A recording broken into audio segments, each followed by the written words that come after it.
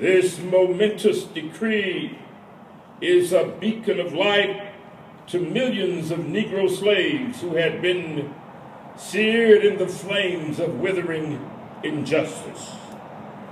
It came as a joyous daybreak to the end of a night of their captivity.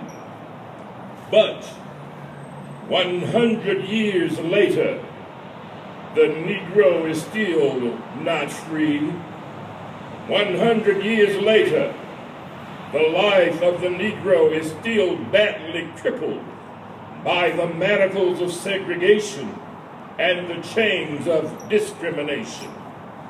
100 years later, the Negro lives on a lonely island of poverty in the midst of a vast ocean of material prosperity. 100 years later, the Negro is still languished in the corners of American society and finds himself in exile in his own land. So, we've come here today to dramatize a shameful condition. In a sense, we've come to our nation's capital to cash a check. When the architects of our republic wrote the magnificent words of the Constitution and the Declaration of Independence, they were signing a promissory note to which every American was to fall in. This note was a promise that all men, yes, black men and white men, would be guaranteed the inalienable rights of life, liberty, and the pursuit of happiness.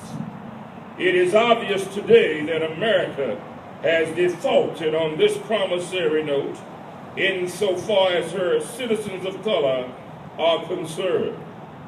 Instead of honoring this sacred obligation, America has given the Negro people a bad check which has come back marked insufficient funds.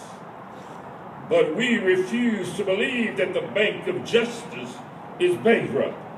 We refuse to believe that there are insufficient funds in the great vaults of opportunity of this nation.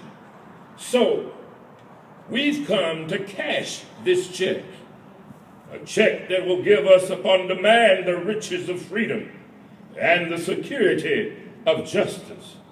We have also come to this hallowed spot to remind Americans of the fierce urgency of now. This is no time